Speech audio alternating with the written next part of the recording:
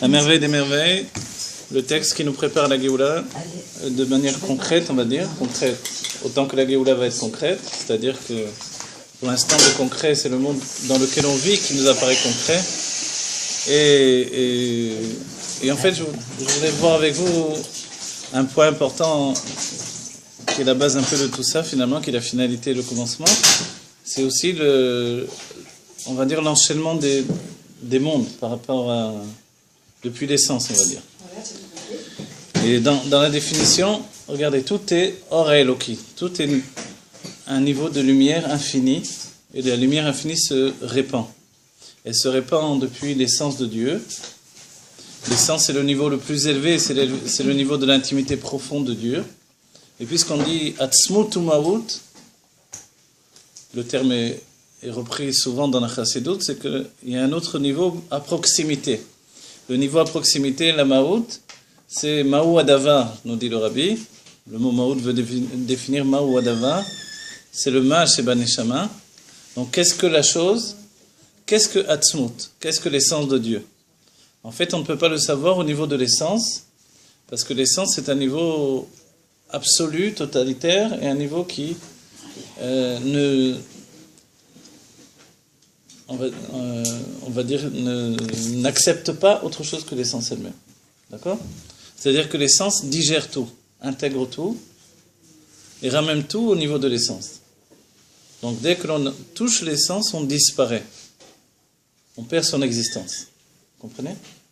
Si bien qu'il est même dit dans le Zohar qu'il y a un moment où Dieu ouvre toutes les portes, Dieu ouvre toutes les portes pour que l'on puisse voir profondément dans l'intimité de Dieu.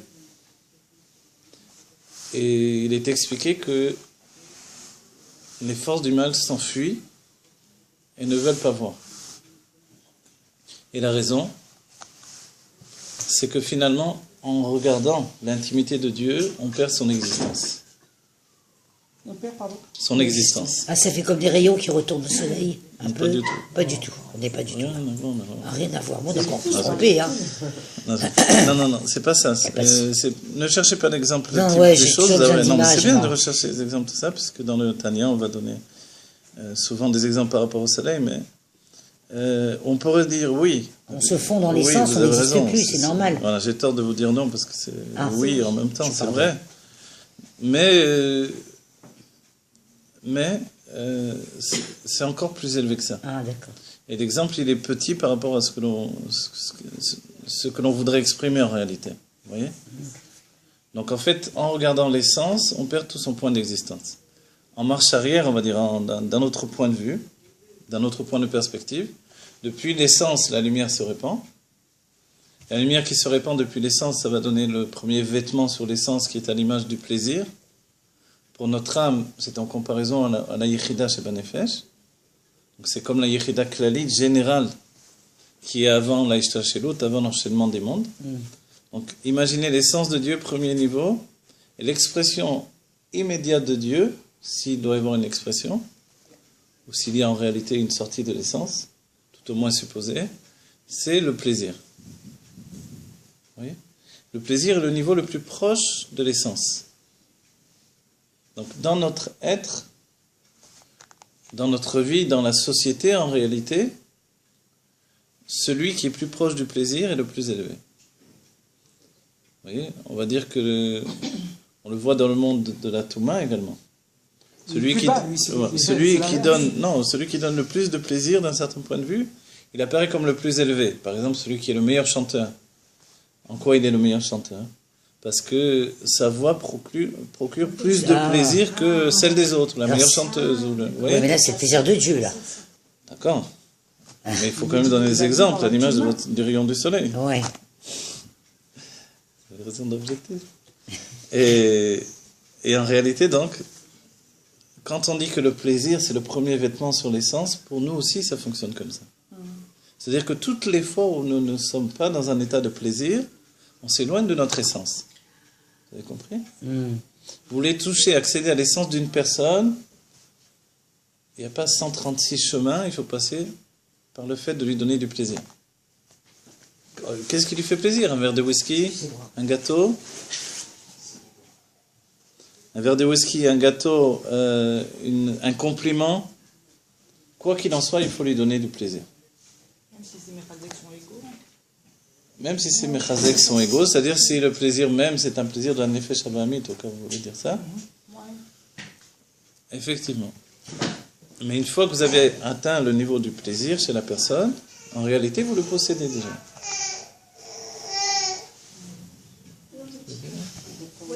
Ouais, il faut. Tu le berces comme ça, Rivka. Le téléphone. Voilà, tu fais comme ça. Ah, pardon. D'accord, vous avez compris l'idée?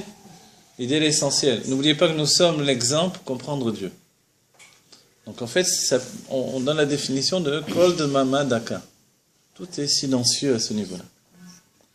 Si l'on compare l'homme et la femme par rapport à la proximité à ce plaisir, l'homme est beaucoup plus proche de ce plaisir-là. Vous voyez? L'homme est beaucoup plus proche de ce plaisir-là que la femme. Du plaisir parce qu'il est à Chorma. Voilà, parce qu'il est au niveau de Chokhma, et Chokhma c'est Koharma. Et la Maout, le Ma c'est la Maout, Maouadava, qui est le plus proche de Atzmut. Après, le Chidouche, c'est que en réalité, la femme peut atteindre un niveau encore plus élevé.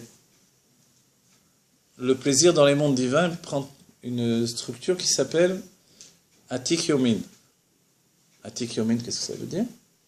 Le mot lui-même, il veut nous dire, en traduction, l'ancien des jours, ce qui veut après rien dire du tout, quoi. Mais Atik, il s'inscrit dans une définition de Atika Kadisha, qui est plus connue peut-être. Atika Kadisha, pourquoi elle est plus connue? Parce qu'on le voit le Shabbat. Dans le Shabbat, on atteint le niveau de Atika Kadisha. Mais donc, sous-entendu, vous voyez, vous devez faire égal au plaisir. Comme le Shabbat, on atteint le niveau de plaisir, on atteint le niveau de Atika Kadisha. Voilà. Par le Onek Shabbat, par le ressentiment profond du Shabbat, le ressentiment, c'est peut-être pas un mot juste, par la perception du Shabbat. D'accord? Donc en fait, le plaisir, c'est le niveau le plus dépouillé que l'on peut atteindre pour s'attacher à l'essence. Donc imaginez qu'un enfant, lorsqu'il vient au monde, c'est un petit paquet de plaisir. Et toute notre journée se passe à le déconnecter de son plaisir. Pour qu'il fasse notre volonté, pour qu'il soit sage, etc., etc. Mais lui, il se roule dans le plaisir. Et en fait, à chaque fois qu'il est proche de son plaisir, il est proche de son essence. En étant proche de son essence, il est proche de Dieu. Vous voyez? Donc en fait, déconnecter un enfant du plaisir, vous l'avez tué en réalité. Donc on doit le faire à petite dose quand on a besoin, effectivement, pour l'éduquer, de le diriger vers un retrait de son plaisir. L'enfant, c'est nous aussi. Voilà. L'enfant, c'est aussi l'observation que l'on a nous-mêmes de notre enfant et l'enfant qui est en nous. À tous les degrés à tous les degrés. Donc, lorsque l'on a rapporté également qu'il y a une notion de regarder à l'intérieur et d'y voir la présence de Dieu la plus profonde, cette présence de Dieu, finalement, il y a un mot en français, apé, vous voyez? Elle nous aspire. Et c'est vrai que ça ressemble à la lumière du soleil, la lumière par rapport à la lumière du soleil, mais les sages diront plutôt l'exemple d'une lumière, une petite, comme une bougie, que l'on rapproche d'une torche. Le feu de la bougie va quitter la mèche de la bougie et s'englober dans le feu de la torche.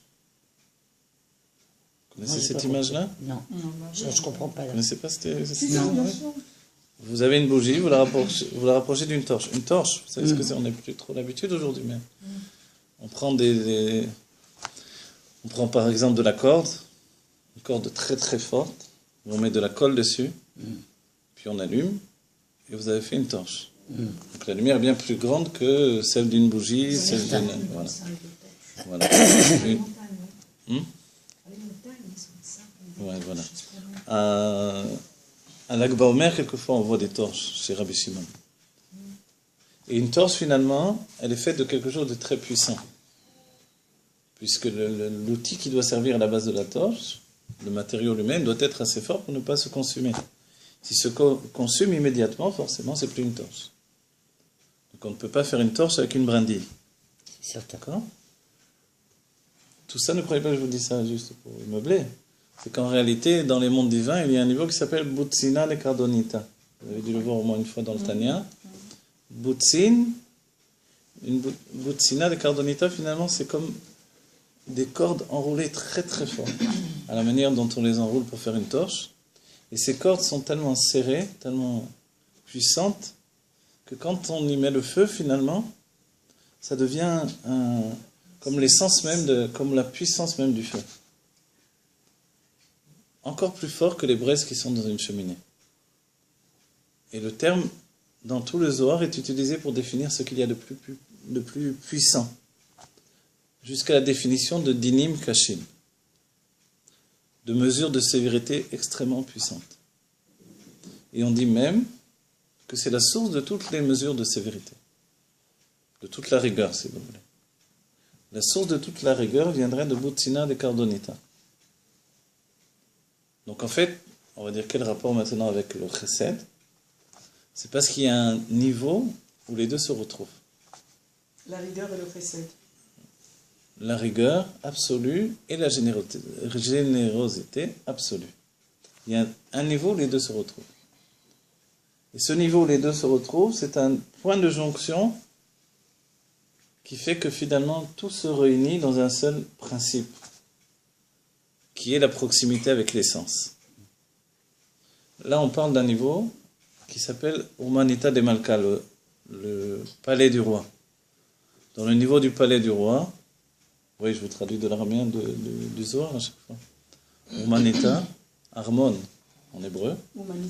Urmanita de Malka. Urmanita. Voilà, Urmanita ou Urmanita, comme vous voulez prononcer, c'est pas grave.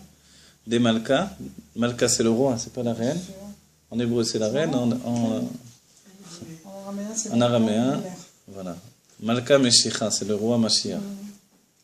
Pourquoi? Parce que dans l'essence même, le roi, c'est une définition, un principe féminin, et non pas masculin.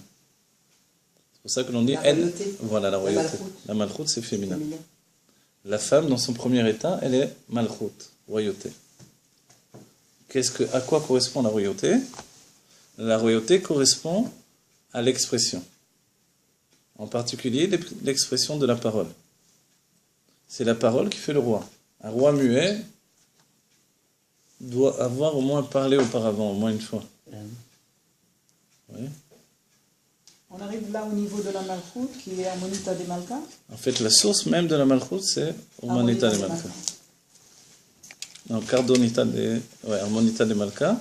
Et en réalité, même le niveau dont on a parlé, Butsina de Cardonita. Ouais. Il y a la source des réceptacles qui vient finalement de ce niveau-là. Et il y a la source des lumières. Le réceptacle et la lumière réunis vont faire ce qui s'appelle une sphira. La sphira, c'est le principe même de construction qui va donner le corps. C'est l'image même du corps avant que le corps n'existe. Vous voyez? Et quelquefois, les gens nous disent « Ah, mais j'ai pas envie d'étudier sur les sphirotes. » Mais en réalité, les sphirotes, c'est la compréhension exacte, dans le Olam Haemet, de la situation de l'âme et du corps. D'accord? Je vais doucement aujourd'hui, c'est bien, non? Non, pas assez. Ah non, pas assez? Non. J'ai extrêmement doucement. Non, parce que la source des sphirotes et des âmes, c'est Armonita de Malka aussi. Armonita de Malka, c'est toute la situation d'avant le Tzimtzum. C'est-à-dire le palais du roi. Nos âmes sont apparues à partir de ce moment-là. Dès que Dieu a désiré prendre conseil, comme tous les rois, Dieu prend conseil. Son conseil était le conseil dont il avait besoin. C'était de savoir, en fait, est-ce que pour, entre guillemets, concrétiser mon plaisir, est-ce que je peux faire une projection de mon désir? Oui. Ça fait un peu la loi d'attraction. On projette et on reçoit. Voilà. En réalité, c'est résumé dans ce que disent les sages. Ita'ava lo hakadosh baruch hu liodlo dira batartonim. Dieu a eu un désir qu'il lui soit fait une maison ici-bas. Et ce désir, il est à la base de tout. C'est pour ça que nous-mêmes, quand on est à la base du désir, on est créatif et on est capable de créer des mondes. Personne n'a créé un univers sans avoir de désir. Le Baal Shem Tov dit également pour les mitzvot, pour être créatif dans les mitzvot, pour donner vie, donner naissance, il faut du désir. Sans désir, il n'y a pas de naissance. Même si excusez-moi, même si ce désir est dirigé vers soi-même. Le désir dans la base, il est lié à soi. C'est-à-dire la différence entre le désir et le plaisir, c'est que le plaisir n'est que pour soi. Ah, d'accord. Le plaisir n'existe pas pour l'autre en réalité. Ah. Oui. Il se peut très bien qu'un tzaddik, je dis un tzaddik, il ne faut pas qu'on imagine n'importe quoi, un tzaddik a un moment de plaisir intense et personne n'est au courant. Voilà, c'est pour soi. Un désir, ça peut être un désir de faire plaisir aux autres, un désir de donner aux autres. Non, mais là, il vient de dire que... Non, pas du tout, justement, Non, il vient de dire le contraire. Non, alors voilà, non, c'est parce que le plaisir et le désir, c'est pour ça. En hébreu, voilà, en hébreu, il y a ta'anug Voilà, Tan. et ratzon. Et puis entre les deux, il y a le niveau de ta'ava. Ta'ava, c'est le désir en français. Le désir, il est intermédiaire. Il y a toujours un niveau intermédiaire. Voilà. Ta'ava, c'est intermédiaire. Memotza mechaber, donc un intermédiaire qui réunit le plaisir et la volonté. Sans ta'ava, finalement, ma volonté n'est pas puissante. Vous comprenez ce que l'on dit là, c'est très important. Sans avoir de ta'ava, la volonté n'est pas capable de donner naissance. On peut dire tout point, c'est tout, de donner naissance, ou de donner naissance à un monde, etc. etc. Excusez-moi, rapport la Désir, le désir. C'est intermédiaire. Ah. Oui, c'est ce que je voulais dire. La source d'Atala, c'est pas l'Orexon. Non. D'où vient l'éveil de la terre? Non, justement, non, c'est très important. L'attirance, c'est l'attirance. Il faut visualiser. Ah, ça c'est Quoi la tava déjà? L'attirance. Ouais, en français, vous pouvez traduire attirant. C'est l'intermédiaire. C'est entre le désir et le La volonté, ouais. Alors, le désir ne commence pas à sa source dans le projet. Ah ouais. C'est-à-dire qu'on ne peut pas avoir de désir si on n'a pas une idée qui le précède. Alors ça, vous faites allusion sans doute à ce que l'on a étudié, ce qui s'appelle la marshava qui précède en fait la volonté. Parce qu'il ne peut pas y avoir de désir s'il n'y a pas de marshava. Alors en fait, en réalité, la marshava et ce désir fusionnent en même temps. C'est la fusion. Le désir, d'un certain point de vue uniquement, d'accord ? C'est pas absolu ce que je veux dire maintenant. Le désir, c'est la fusion de la pensée et du plaisir. Et c'est pour ça que ça peut donner naissance à une volonté. C'est ça, bien sûr. On peut être devant, excusez-moi, on peut être devant une vitrine et d'un coup comme ça, sans s'y attendre, alors on vit de la chose alors qu'on ne l'avait pas pensé. Voilà, mais là on a dit justement un peu le point de On peut bascule. avoir désir et sans volonté, hein, on est d'accord. On peut, voilà, non, plus que ça. Ah, Ah non, on va dire comme ça d'abord, regardez. Ce qu'on a vu au début, alors je vous ramène au début. ah ouais, parce que ça c'est important. Tout ça c'est essentiel, tout ce que l'on voit à nouveau là, parce que sinon il y a beaucoup de choses qui nous passent au-dessus de la tête. Regardez, il nous dit Valken ata'anug kazeh hu dafka bemi shemeromam be'etzem ubezman tachlit haromemut shelo. Donc le ta'anug dont il parle ici, sous-entendu qu'il y a un plaisir absolu. Le plaisir véritable n'est pas tenu sur un objet, sur une raison, sur une condition. Tous les plaisirs que l'on connaît, nous, qui découlent de la volonté, ne sont pas des vrais plaisirs. Mais dans la Chassidut, on définira que ce sont des ta'anug murkav, un plaisir associé ou structuré, mais en fait dans l'état d'esprit de associé à quelque chose d'autre. Vous voyez ? Donc il est murkav parce qu'il est plus seul. Donc comme il est plus seul, il est plus originel. Vous voyez ? Ce que Dieu recherche profondément. Alors on pourrait dire qu'est-ce que tu en sais, ce que Dieu recherche. Voilà. Bon, je dis ce que je veux. C'est moi qui enseigne, je dis ce Bah que oui, je vous veux. dites ce que vous voulez, vous avez raison. Mais tout simplement, il nous a transmis ce qu'il recherche. Ah oui, il faut bien.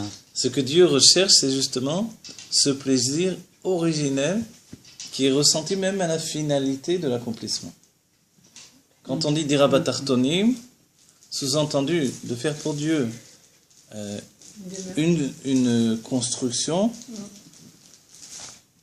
qu'elle soit nafshik au niveau de l'âme, qu'elle soit de tous les ordres, même matériels peut-être, quoi qu'il en soit, la recherche de Dieu, pour laquelle il a projeté son désir, donc son plaisir, c'est qu'à l'aboutissement, il ressente encore la même fusion avec son plaisir originel.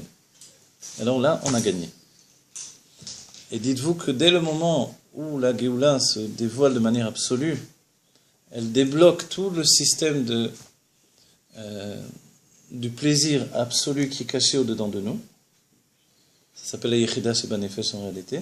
Mais la Yechida Sheba Géoula, pas la Yechida que l'on peut connaître dans l'exil, mais même, entre guillemets, au moment de l'exil, quand on revient par exemple à Rabbi Akiva, où on s'étonne, on nous dit que c'est le plus beau jour de sa vie, en fait c'est un moment de jouissance absolue chez Rabbi Akiva, parce qu'il est capable de faire abstraction de son corps.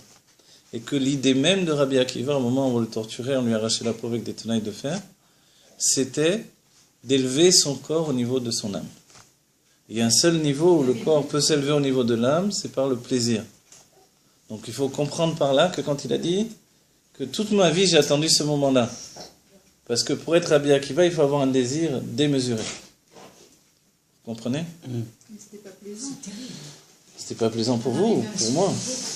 Non, mais c'est pas le Inyan aussi. Pour lui, c'était... Ça, la Géoula. Je ne dis pas, mais attendez, il faut bien qu'on analyse des choses, sinon on ne va plus rien dire. Ah oui. Attends, ça, on ne parle plus. Mais comprenez bien, ce moment-là pour lui, c'était un moment de plaisir absolu, d'accord ? C'est-à-dire qu'il voulait que son corps atteigne le niveau de son âme. Ok ? Maintenant, comme vous dites, pour la plupart d'entre nous, ni c'est un plaisir, ni ça doit être une recherche. Mais quoi qu'il en soit, à chaque fois qu'il y a eu un juif qui est mort, Bekidush Hashem, il a atteint cette notion de plaisir absolu dans lequel il s'est englobé.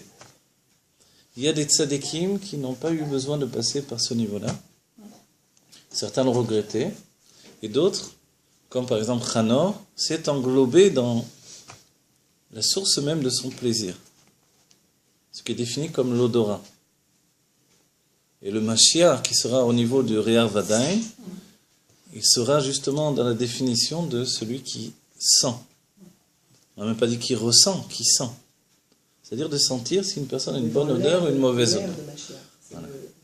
Exactement, comme il est dit dans le Yom Yom, l'air du Mashiach. Et il y a un exemple dans le Zohar, c'est le fils on appelle le Yanouka, le petit enfant, qui est le fils de Rabbi Amnuna Saba, qui était un immense tzaddik, de manière naturelle. Et ce tzaddik-là, cet enfant, il était capable de sentir une mauvaise odeur dès que quelqu'un n'avait pas fait une mitzvah.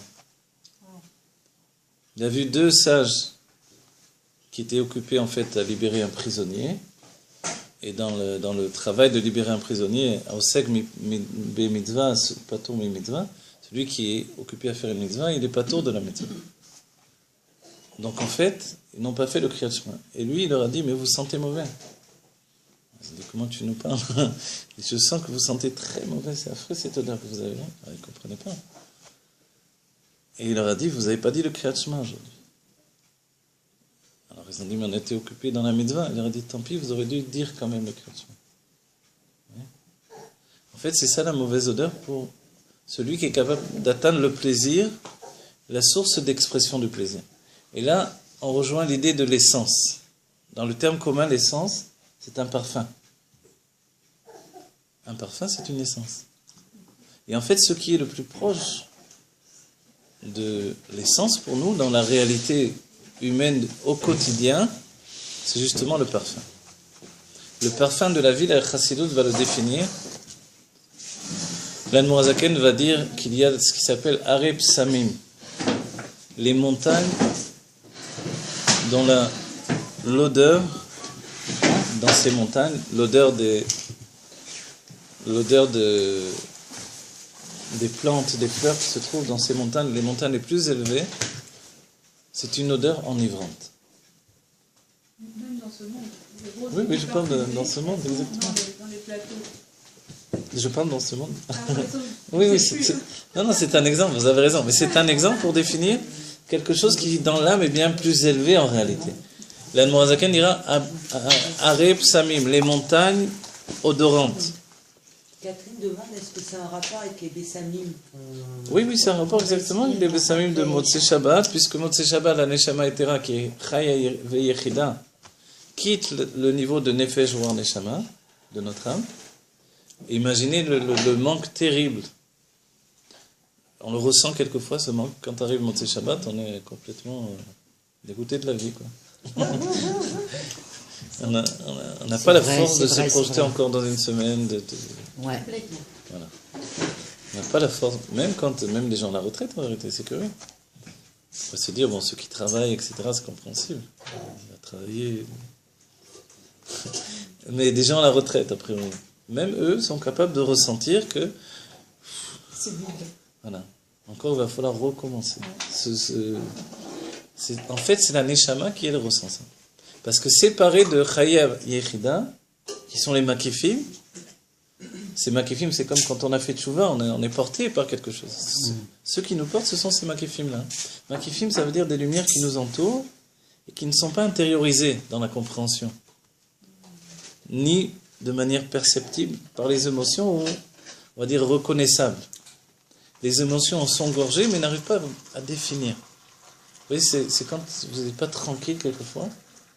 Il y a comme ça, on ne sait pas quoi faire tellement on a une énergie de vie qui nous pénètre. Cette énergie de vie, c'est la lumière infinie qui rentre dedans de nous. Et dans Shabbat, elle arrive du fait de Chaya Yechida. Mais curieusement, comme on n'est pas préparé, parce qu'on n'est pas passé notre semaine à se préparer comme il fallait en réalité à ce moment-là, elle nous épuise, cette lumière. Elle fonctionne sur nous comme un état de pesanteur. Il y a apesanteur et pesanteur. Elle nous écrase. C'est bien que les gens sont écrasés de... C'est pour ça qu'ils dorment. C'est pour ça qu'ils dorment. Les hommes en particulier, vous avez remarqué? Non, même nous. Hein. Les hommes en particulier. Ouais. Bon, ça va? Alors, tout ça, c'est essentiel. Il y a des niveaux, regardez où il nous dit, qui sont appelés Shashuim et Ameler Beatzmoto. Les délectations du roi dans son essence. Et si on est venu au monde juste pour étudier ça, mais ça valait quoi? Je le dis franchement. Non? C'est bien. Les délectations du roi dans son essence, Shashuim et Ameler Beatzmoto, c'est le roi qui se délecte de sa propre essence. Sans aucun raisonnement, sans aucune raison. Sans aucune structure de dévoilement, rien. C'est Dieu avec lui-même. Enfin, il s'est quand même ennuyé puisqu'il nous a créés. C'est pas ennuyé du tout, ce chemin. Non, mais s'il nous a créés, c'est... Voilà quoi. Non, c'est pas vrai. Ah bon. Dieu s'est pas ennuyé. Non, mais j'ai dit, s'il a, il a fait la création, c'est que quelque part, Non. il a envie de partager quelque chose, quoi. Non? S'il a envie de partager quelque chose, c'est pour nous dans ce cas-là. Mais c'est ça que je dis. Ah, d'accord, mais c'est autre chose. Ah oui, Vous pas avez pour dit, c'est lui-même, ennuyé. bah, évidemment. Il s'est pas ennuyé, Dieu ne peut pas s'ennuyer. Non, mais c'est une leçon pour nous quand même. Vous voyez? Quoi? On n'est pas dû... Enfin, Vous avez du mal à rester dans le silence de ce que je vous dis. Non, c'est un peu dur. non, je suis très concentrée dans ce... Justement, vous m'avez appris la concentration. Je vous écoute bien, je suis bien. C'est pas... Pour moi, c'est un travail. Vous voyez le niveau dont on parle, en fait, tout à l'heure on a dit, c'est Kol de Mamadaka. C'est un état de silence. Absolu. Dans ce monde-ci, il y a des gens, ils ont peur du silence. Dès qu'il y a un peu de silence, il faut qu'ils parlent. Ouais, je comprends. Vous voyez? Parce que le silence les détruit, les tue. Dans le silence, ça peut détruire, tuer une personne. Pourquoi? Parce qu'elle a peur qu'elle n'existe pas. Elle n'existe pas, oui. Elle n'existe que dans l'expression. Elle ne sait pas ce que c'est que d'exister dans son essence. Parce qu'en réalité, elle a trop peur de mourir pour se concentrer vers son essence. Et cette base-là, elle vient de ce que l'on a dit auparavant. C'est le contraire du tzaddik, qui à chaque instant a envie de ce qui nous semble être comme la mort. Mais le tzaddik, n'oubliez pas, il ne meurt pas. C'est-à-dire que Rabbi Akiva, avec ce qui lui est arrivé, il n'est pas mort pourtant. Alors on va dire, à quoi ça sert s'il n'est pas mort? Ça sert à s'englober dans l'essence. Quel niveau il a voulu englober dans l'essence? C'est son corps. Mais d'autres tzadikim, comme on a dit Chanor, lui, il a entraîné son corps dans le niveau de l'essence par un travail de plaisir dans le service de Dieu. Et ça, c'est extrêmement, on va dire, fabuleux. C'est l'invitation à vivre plutôt que l'invitation à mourir. C'est pour ça que la Chassidut définira que l'on préfère le Messirut Nefesh de Avraham Avinu au Messirut Nefesh de Rabbi Akiva. Avraham Avinu voulait vivre. S'il fallait mourir, il était prêt à mourir. On l'a vu, il s'est jeté dans le feu, il n'y a pas de problème. Il faut mourir. Les rabbins nous ont montré que s'il faut mourir, ils sont là, il n'y a pas de problème. Mais en réalité, vivre ou mourir pour un tzaddik, il n'y a pas de définition. Quand on a menacé le Rabbi Rayatz avec un pistolet, il a dit ce joujou-là peut faire peur à quelqu'un qui a deux dieux et puis un seul monde. Moi j'ai deux mondes et un seul Dieu. En réalité, vous voyez, où que j'aille, il est avec moi Dieu. Peu importe, c'est ça la définition. Donc en fait, le tzaddik, en réalité, il a envie de dire, mais tu ne comprends pas l'effort que je fais pour rester en vie, dans ta notion de la vie, dans ta perception de l'existence. Tu veux m'en délivrer, vas-y. Vous voyez, l'état d'esprit est tout à fait différent. Complètement. C'est pour ça que le premier meurtre de l'existence même entre Caïn et Èvel, il ne doit pas être perçu tel qu'on l'aperçoit. C'est ce que le Harizal nous dit. C'est que dans la conscience de Caïn, quitter ce monde, quand on s'appelle Èvel, c'est loin d'être une souffrance, c'est au contraire une délivrance. Vous voyez ? Et en fait, cet instant de délivrance, c'est l'instant qui nous relie à Dieu de manière profonde. On devient Maout. Ce qu'a dit le Rabbi dans notre génération, qui a été déjà rapporté par rapport au Rabbi Rachav, ensuite au Rabbi Rayatz, Atzmut ou Maout, mais Betorgouf. Ça, c'est un chidouche. Ça, c'est une Atzmut ou Maout. Ça veut dire la nature profonde et l'essence de Dieu dans un corps. Ça, c'est une nouveauté. Parce qu'en réalité, dès que l'on ressent l'essence et la nature profonde de Dieu, on quitte ce monde. Quel est le travail du Rabbi? Est-ce que c'est de nous donner de quitter ce monde ou de revenir dans ce monde? En fait, le travail du Rabbi, c'est de nous rattacher à la réalité. Et il y a un exemple qui est donné dans la Chassidut pour illustrer ça. Le Rabbi Rayatz le rapporte dans l'écouté d'Iburim. Il y avait un moment où tous les élèves du Maguid de Mezrich se retrouvaient entre eux dans la Beta Knesset. Ils ont commencé à parler de l'amour et de la crainte de Dieu des anges. Et ils ont parlé, ils ont expliqué, ils ont développé un tel niveau qu'ils sont sentis tous qu'ils avaient une clotte à nefesh. Que leur âme quittait leur corps. Mais pas pour revenir dans 5 minutes. Elle quittait totalement le corps. Ça voulait dire 120 tzadikim tous ensemble, y compris l'Admor Zaken, qui étaient en train de partir tous ensemble. Imaginez. On aurait retrouvé 120, entre guillemets, cadavres. Quoi. Ben oui. Et l'Admor Zaken dit, et à ce moment-là, on a vu tous, on a ressenti, lui et tous les autres tzadikim, on a ressenti qu'on était en train de partir, de quitter ce monde, que plus rien nous rattachait en fait. Ils étaient en train de s'englober dans la conscience de la crainte et de l'amour de Dieu, des anges, dans leur service divin. Et ils quittaient ce monde. Et tout à coup, ils ont entendu des bruits. Tac, tac, tac, tac, clac, clac, clac, clac. Ils sont descendus. Qu'est-ce que c'était? Ces bruits-là nous avons donné de redescendre. Et C'était quoi ce bruit? ces bruits, c'était les béquilles du Maguid de Mezrich, qui boitaient des deux jambes. Le Maguid de J'adore. Mezrich, Il tapait ici. c'était le Rabbi, Il tapait ici pour dire... le successeur du Baal Shem Tov. Il est juste arrivé avec ses béquilles, clac, clac, clac, clac. Et toutes les âmes, oui, il était très malade, et toutes les âmes ont réintégré les corps les unes après les autres. L'Admor Hazaken a dit, à ce moment-là, j'ai compris qu'est-ce que c'est un rabbi. Voilà. Un rabbi, c'est pas quelqu'un qui vous fait quitter le corps, c'est quelqu'un qui vous fait rentrer dans le corps. Vous voyez? Ça se trouve qu'il avait des béquilles que pour ça. Allez savoir. Que pour cette scène. Pourquoi pas? Est-ce qu'on peut savoir? Mais Peut-être. excusez-moi, quand Oui. les tzadikim de ce niveau-là, ils sont tout le temps englobés dans l'essence. Pourquoi ils ont eu ce besoin de quitter le monde? Est-ce qu'ils n'ont pas réellement dans le monde? En fait, ils n'ont pas eu ce besoin. Ils étaient. Imaginez, c'était une communauté de tzadikim qui vivait toujours à fleur de peau. Ils étaient dans le dévoilement de la Chassidut, ce qui était un dévoilement extrêmement puissant. Et ils étaient toujours à la limite du rattachement à l'existence. Comme on le voit, l'Admorazaken, ce qui est rapporté sur l'Admorazaken, il étudie avec Rabbi Avraham Manar, le fils du Maguid de Medrich, et il a senti que son âme partait.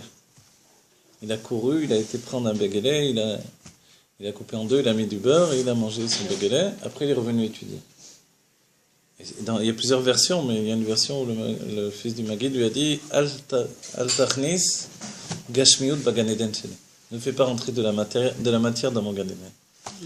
Mais quoi qu'il en soit, pourquoi il a fait ça? Le Tzemar Tzedek l'a expliqué, pour se rattacher à l'existence. Et c'est tout l'enseignement qui vient en fait même du Rabbi, vous voyez? Les deux fils d'Aaron, ils sont partis. Les deux fils d'Aaron ont fait justement le chemin inverse. Mais les deux fils d'Aaron sont restés entre Shamaim et Haaretz, ils sont restés entre les deux. Ils ne sont pas comme Eliaou qui est monté avec son corps dans le ciel, mais ils sont devenus Eliyahu Hanavi parce qu'ils sont rentrés dans Eliyahu Hanavi. En fait, ce sont des âmes qui permettent l'élévation. Elles permettent l'élévation de la personnalité humaine pour accéder au plaisir. Quand Pinchas est venu faire le maasé, l'action qu'il a fait, pour qu'il y ait tant de miracles autour de lui, il y a eu les deux âmes de Nadav et Avihu. D'accord ? Alors, tout ce que l'on voit ici, regardez, l'exemple, c'est le Meler Betachlit Aromemut. Qu'est-ce que c'est un Meler juif, un roi juif? C'est d'abord un roi qui ne veut pas être roi, mais c'est un roi qui est tellement mouvdal, séparé de l'existence, qu'en réalité, il ne s'attache à l'existence que par les ordonnances qu'il donne. Mais de lui-même, il est totalement englobé dans son plaisir. Le plaisir d'être. Et c'est pour ça, en hébreu, ta'ava, c'est pratiquement la même racine de l'itavot. L'itavot, c'est exister. Vous voyez? L'itavot, c'est faire exister. Et ta'ava, c'est le désir. En réalité, l'un et l'autre sont en fusion. Dès que j'ai la perception de mon plaisir, je suis déjà dans un état d'existence, puisque je suis entre guillemets dans un état de sortie de l'essence. Ce qui va être extraordinaire dans la Géoula, c'est que mon niveau de plaisir va durer à l'éternité. Va durer de manière éternelle. D'accord ? Donc en fait, le roi lui-même, tel qu'il est, avec lui-même, il est totalement retiré de l'existence. Totalement englobé dans sa délectation de sa propre nature. Mais est-ce que le monde peut exister comme ça? Non. C'est pour ça qu'il doit y avoir une Yetzia. En hébreu, voilà. Les actions. Voilà, une Yetzia, avant même les actions. L'Admor Amsei dit que Yetzia, c'est la chaîne Tson. Tson, c'est les brebis. J'allais le dire. Le peuple juif est comparé à une brebis. Vous savez? Et même à une brebis égarée. Une brebis égarée. La brebis égarée, dès qu'elle est... Pourquoi on appelle une brebis égarée? Parce que dès qu'elle est sortie de l'essence, elle peut se perdre. Ah, c'est Ouais. tout ça. Tout le travail du Nassiador, c'est de la ramener finalement dans le monde de Hatzilut où il y a des kelim pour ressentir l'essence. Ce qu'il a fait Moshe Rabbeinu Avec la brebis qui s'est Et le roi il a David. fait Mais alors, l'envoi pour la ramener dans Hatzilut. mais vous avez dit qu'ils se séparent du monde, mais tous les rois, ils se sont toujours occupés ils ont toujours été, comment on dit là, le berger quoi. Donc ils se retiraient pas vraiment du monde puisqu'ils, vous voyez ce que je veux dire? Alors en réalité, c'est parce que son intériorité, c'est ce niveau de Tachlit Aromemut, que son extériorité peut être tellement désintéressée. C'est quoi l'idée du roi? On va dire l'idée, le principe même de la royauté, c'est l'homme incorruptible. C'est l'homme. Incorruptible. Ah oui. Comme un tzaddik. Un tzaddik, vous ne pouvez pas l'acheter. Vous donnez 300 millions, il s'en fiche. Il jette à la poubelle. Bêta. Oui. Pourtant, le Rabbi Gatz a dit, si j'avais, Ouais. je ne sais plus combien il avait dit, Je sais 20 plus 000 combien de dollars. millions. Oui. Il pleurait à un moment. Il disait, si j'avais seulement 20 000 dollars. Vous vous rendez compte? Et alors? Alors, il aurait fait une autre école, il aurait fait quelque Alors, donc, chose. vous voyez qu'il a il besoin en avait d'argent. besoin. Voilà. Mais Parce que c'est un tzaddik qui rentre dans le monde. C'est une nouvelle sorte de tzaddik qui n'existait pas avant le Rabbi Gatz. Ça n'existait pas. Ben non. ça vous prouve qu'il était vraiment plus que jamais dans le monde, quoi. Les tzaddikim comme le Rabbi, à ce niveau-là de perception de la réalité, n'existaient pas. Parce que le tzaddik, il est mouvdal de la réalité, séparé de la réalité. C'est comme ça qu'il agit sur la réalité, mais de manière, on va dire, intemporelle d'un certain point de vue. Le Rabbi Rayatz a pris sur lui de s'attacher à la réalité d'une manière extrêmement précise. Il n'y a que lui. Il n'y a que lui qui a fait ce travail-là. Avant lui, ça n'existe pas. Chaque Rabbi apporte une nouveauté à chaque fois. Et si vous avez lu un peu le Yoman du Rabbi Rayatz, on dirait un Yoman d'un agent secret, quoi. Vous voyez ? 770, ça devient 007, quoi. C'est la Je vérité. rigole pas, le Rabbi C'est Rayatz vous disait, extraordinaire. telle heure j'ai pas j'arrive, vu. je prends le train depuis Riga, j'arrive à tel endroit, je rencontre Mais c'est vrai.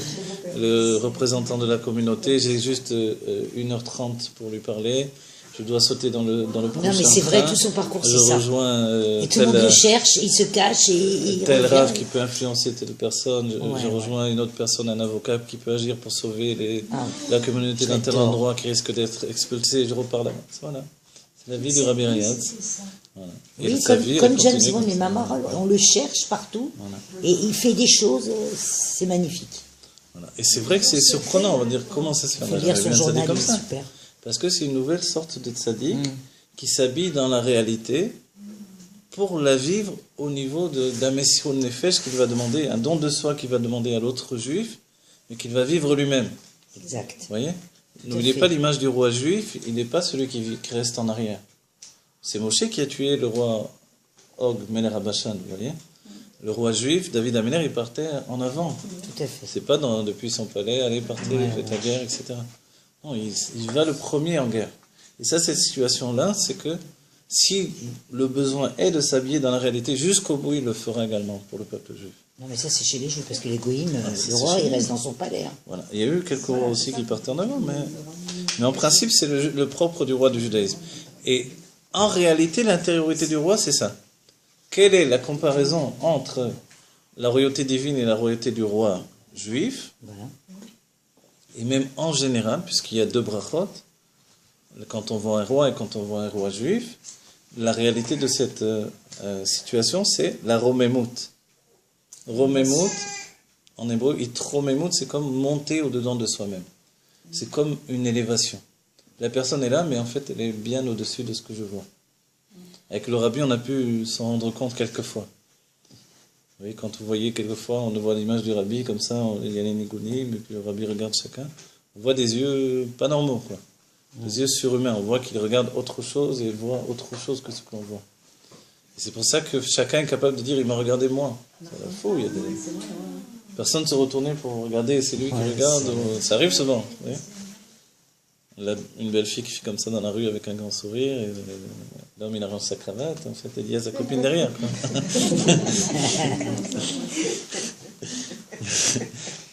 Et des fois on est gêné, quelqu'un qu'on ne connaît pas fait un grand sourire, on dit c'est à moi, c'est pas moi, je sais pas. Donc le rabbi, alors s'il y a des milliers de personnes, c'est sûr qu'il ne me regarde pas moi, et chacun est capable de dire oui, il m'a regardé que moi. Et même quand il fait avec le verre, la personne est celle qui boit, et pas l'autre à côté qui est proche de maintenant d'un millimètre. Parce qu'il n'y a pas beaucoup de place non plus.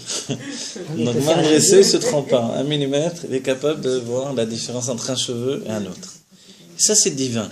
C'est pour ça qu'il est dit que quand, dans le Sefer Yov, quand Yov dit à Dieu, mais peut-être tu t'es trompé, alors, le mot Yov et Oyev, ennemi, peut-être tu t'es trompé, tu as pensé que mon nom...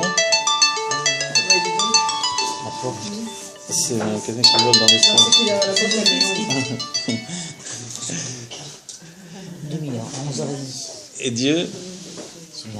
Dieu va lui dire, je ne me trompe pas entre la vitalité d'un cheveu et d'un autre cheveu, puisque vous savez que chaque cheveu a une glande bulbaire qui est attachée au cerveau et qui va traverser ensuite la boîte crânienne, et chaque cheveu a une poche qui le nourrit. Et Dieu dit, je ne me trompe pas entre un cheveu et un autre cheveu. Je les nourris indépendamment. Je crois que je me suis trompé entre Yov et Oyev. De là, on apprend la précision. Vous voyez. Donc, celui qui est divin également, une représentation du divin ici-bas, le roi juif, dans sa source divine, c'est pour ça qu'il peut monter sur le Harabait. Celui-là, en réalité, ne se trompe pas d'un cheveu entre un juif et un autre juif. Et c'est pour ça qu'on dit que entre un nasiador et un autre nasiador, lorsque l'un s'en va, l'autre vient, en fait, c'est à un cheveu près. Et on dit une autre expression par rapport au... Quand un tzaddik quitte ce monde, c'est comme d'enlever un cheveu d'un verre de lait. Combien de temps ça prend? Un instant, oui. Et cet instant, en fait, d'un verre de lait, ça veut dire beaucoup de choses sans doute là-dedans. D'accord. Alors voilà, ce que l'on dit ici maintenant, pourquoi tout ça, a priori? Pourquoi on vient d'étudier tout ça? Pour vous dire que ça, c'est la Elokut. La Elokut, le divin, c'est ce ressentiment de plaisir absolu qui est complètement déconnecté de la réalité.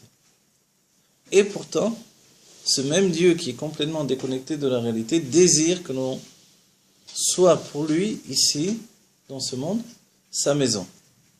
De lui faire une maison ici-bas, dira Batartonim, dira Lo Idbarer Batartonim, qu'on lui fasse une maison ici-bas, en fait, c'est que il désire à travers nous avoir le ressentiment de l'existence. Et d'un certain point de vue, regardez bien, la lumière infinie se projette depuis l'essence de Dieu. Le premier vêtement sur l'essence de Dieu, c'est le plaisir. Le plaisir va donner naissance au désir. Le désir va enfanter la volonté. Mais entre le plaisir et la volonté, ce n'est pas des kilomètres, des milliards de kilomètres, des milliards d'années-lumière. C'est au-delà de tout ça. L'espace, si on devait donner une notion d'espace-temps, il n'y a pas de point de mesure, de possibilité de mesurer. C'est Ben Aror, sans aucune commune mesure. Si bien que le temps n'existe pas, il n'est pas prévu qu'il existe à ce niveau-là. Et ensuite, il y a l'établissement de la volonté, ce qui va donner naissance à 10 sphirotes, au lieu d'une infinité de sphirotes. Dès que l'on dit qu'il y a une lumière, les sphirotes sont là. Le mot sphira, vous vous rappelez? Ça vient de sofer, de compter, voilà, de l'histoire. Sofer, ça veut dire compter. Je compte. 1, 2, 3, 4, 5, 6, 7, 8, 9, 10. Voilà.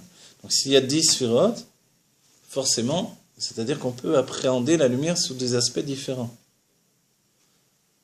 Et ensuite, également, il y a toute la définition de toutes les explications, c'est aussi un saphir. L'une des définitions du saphir, c'est une pierre qui peut ressembler dans sa couleur à du bleu pâle, mais qui en réalité n'a pas véritablement de couleur et qui peut capter toutes les autres couleurs par le biais de la lumière. Donc en fait, l'idée du saphir, c'est justement cette situation d'un instrument de beauté qui est capable de répercuter et de projeter la lumière indéfinie de toutes les facettes, de toutes les personnalités. C'est ça les sphirotes. Et ensuite, il y a ce qui s'appelle donc l'élévation de la volonté de Dieu, ce sont les 10 sphirotes agnosot. Elles sont 10 tout à coup. C'est l'établissement du monde en fait. Le monde existe déjà dès que Dieu a fixé qu'il y a 10 sphirotes. Et le monde en question, ce n'est pas un monde matériel, ce ne sont même pas des mondes divins, c'est juste la conception de l'existence à venir dans l'intimité de Dieu. On est toujours dans le palais du roi. Vous avez compris, ça va tout ça? On est toujours dans le palais du roi, rien n'est créé, rien n'est fait, mais de manière absolue, on est également apparu. Dieu nous prend à partie et il nous demande, est-ce que je vais créer le monde ou non? C'est une demande dans l'ordre de la pensée. Et on est d'accord pour créer le monde. Dès le moment où on est d'accord pour créer le monde, nous aussi, on prend sur nous de quitter notre plaisir absolu. Ça va, vous suivez? Non, j'ai pas Dès le moment... Vous êtes endormi, c'est pour ça? Non, j'arrive pas à suivre, c'est vraiment pas que j'ai pas l'habitude. Ah, d'accord. Juste cette notion-là, s'il vous plaît. Non, On parce prend bien d'habitude. Mais là, peut-être pas c'est la première fois, peut-être. Ah, c'est pour ça. Alors, qu'est-ce que vous voulez que je répète? Juste la dernière phrase. La dernière phrase? Ah oui, dès le moment où l'on accepte de créer le monde, on est choutaf. C'est-à-dire que Dieu ne nous demande pas, tu veux que je crée le monde ou non? Oui, allez, salut, je m'en vais. Non, tu veux que je crée le monde, oui ou non? Qu'est-ce que tu en dis, toi? Et c'est pas au hasard que nous avons répondu. Cette question-là, elle se passe dans la hashara, l'évaluation. À ce moment-là, on est dans l'évaluation. C'est-à-dire que chacun de nous, on a vu notre vie aujourd'hui, qui est la fin de toutes les vies précédentes, mais toutes les vies précédentes également, et toutes les possibles ramifications de nos vies par rapport à nos actions. Je fais ça, donc il va y avoir ça. Mais si je fais ça, il va y avoir ça. Si je dis ça, ça va changer toute ma vie. Il y a encore une cause et un Si effet. Exactement. Encore jusqu'à maintenant? On a vu à ce moment-là, dans l'évaluation, sans aucune limite, vous vous rendez compte ce que ça veut dire, ça? On a vu exactement toutes les possibles ramifications de chacune de nos actions et de nos pensées également. C'est immense. Et Dieu vit De toutes nos vies. toutes nos vies. C'est-à-dire combien d'âmes, alors toutes les âmes, quoi. Ouais, toutes les âmes. Et en réalité, bravo que vous avez dit ça, On a toutes les âmes sur nous alors. ça devient compliqué, mais on a vu pas simplement nous de manière personnelle, mais on avait une conscience collective, on l'a vu dans la vie personnelle de chacune des autres âmes également. Dans chacune de leurs vies, avec les possibilités infinies qui se sont représentées devant nous de changer notre vie à chaque moment. Avant de descendre, bien sûr. Là, on est totalement au-delà du temps, il n'y a pas de temps. Quoi. L'exemple même, c'est Rosh Hashanah, où Dieu nous juge pour toute l'année à venir, alors que l'année n'a pas existé. Vous voyez ? Et ça, c'est le système même, puisque c'est l'établissement de la volonté. Donc en fait, c'est pas qu'on a dit oui, d'accord, et puis on a mis les mains dans les poches, tranquille. Non. Dès le moment où on a dit oui, on s'est projeté. On a dû dérouler notre vie. Voilà. Oui, c'est ça. Donc, Je- les âmes, je- voilà. je comprends pas. Moi, c'est ça. C'est pas. Ah, je vais vous ce dire, sont pas ouais. des niveaux de Dieu, tu sais. On, Même c'est les âmes, que Dieu parle avec c'est les moi, âmes. mon frère, C'est mon un niveau cousin, de Dieu. mon arrière-grand-père. On, c'est toutes les âmes juives en réalité. C'est nous tous en Mais roi c'est de encore des niveaux de Dieu. Exactement. Dieu. Mais on a Bien besoin. À ce niveau-là, les âmes juives, nous sommes les Il n'y a pas de sphérotes. séparation, il n'y a pas de nifra. Exactement. Oui, mais c'est comme Parce qu'on Mais c'est justement comme ça. C'est parce qu'il n'y a pas de séparation, qu'il n'y a pas de nifra, que Dieu est en train de penser tout seul. D'accord. Mais c'est bon. Bon, Il est en train de penser tout seul, mais il dit aussi qu'il a consulté les âmes juives. Exactement. Donc il se parle à lui-même. Consulte Oui, mais d'une exactement. façon, Mhm. il parle à la fois pour lui-même, il parle à la fois. C'est comme si il C'est- allait donner une existence à part Voilà. entière aussi aux âmes qui vont. Voilà, c'est ça. En réalité, à ce moment-là, regardez ce qui est en train de se jouer. Ce qui est en train de se jouer à ce moment-là, est-ce que je vais créer la conscience ou non? Voilà, c'est ça la question. Exactement. Oui, c'est. ça. c'est- Est-ce que je vais créer la conscience? La conscience, c'est la conscience d'exister.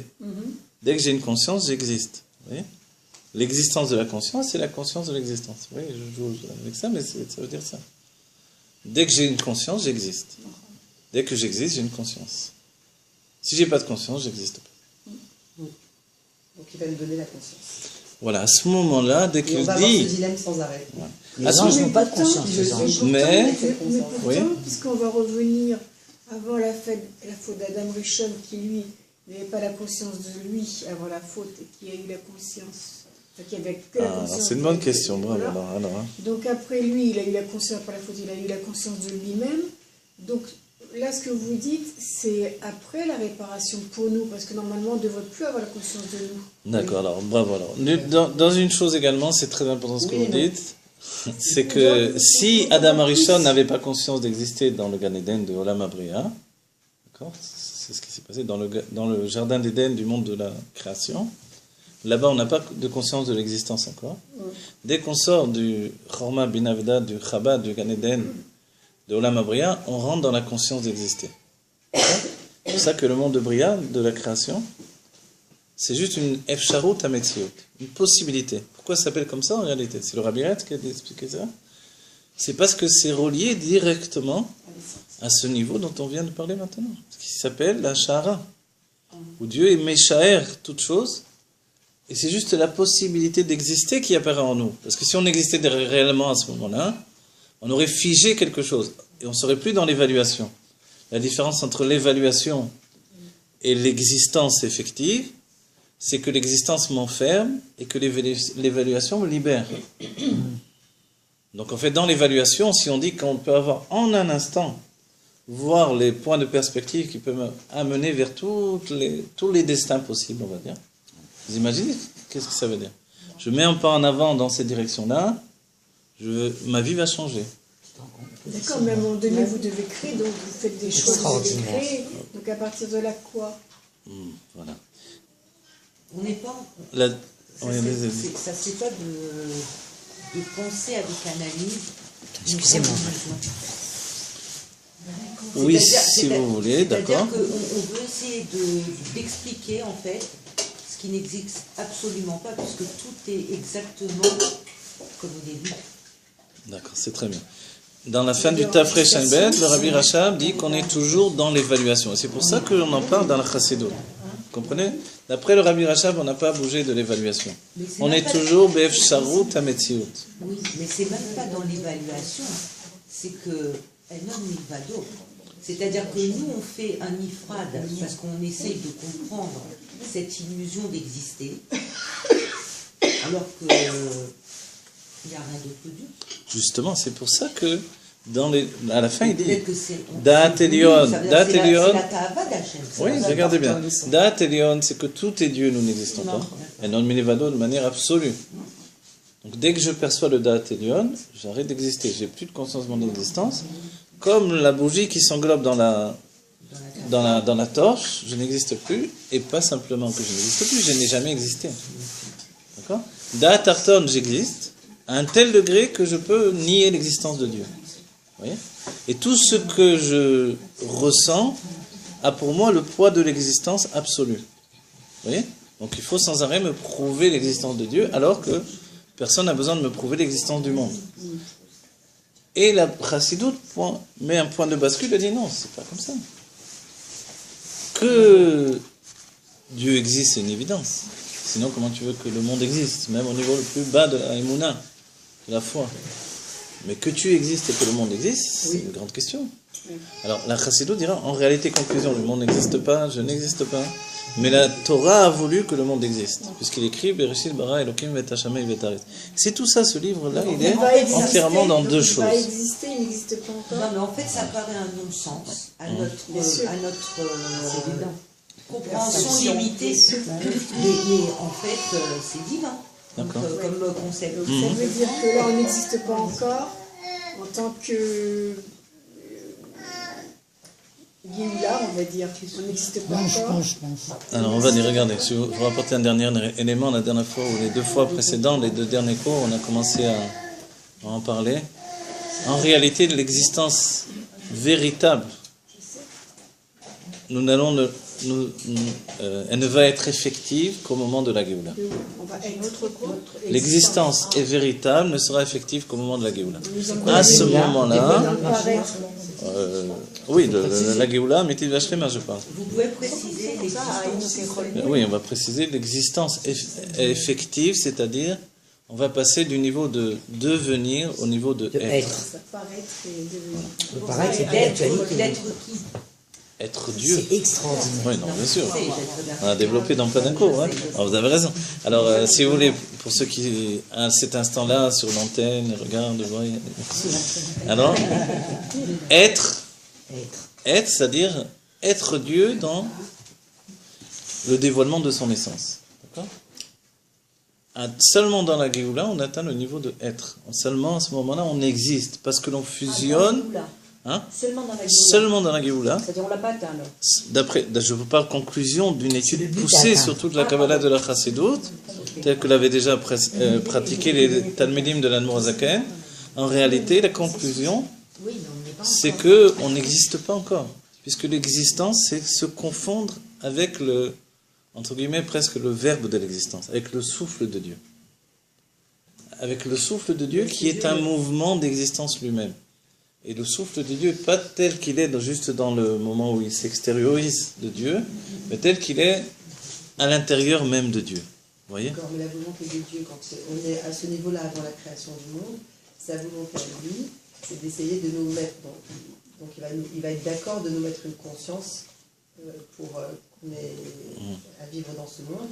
Et on va croire que finalement on existe d'après cette conscience indépendante, et il faudra, dans ce monde-là, par cette conscience-là, essayer de voir que finalement l'existence, elle ne provient que celle de Dieu. Exactement. Donc c'est ce dilemme qu'on a tout le temps, Voilà, finalement, qui est exactement. paradoxal, mais qui est en même temps... C'est-à-dire sortir de l'être humain pour être divin. Ouais. C'est un On peu ça, pourrait non? donner une parabole.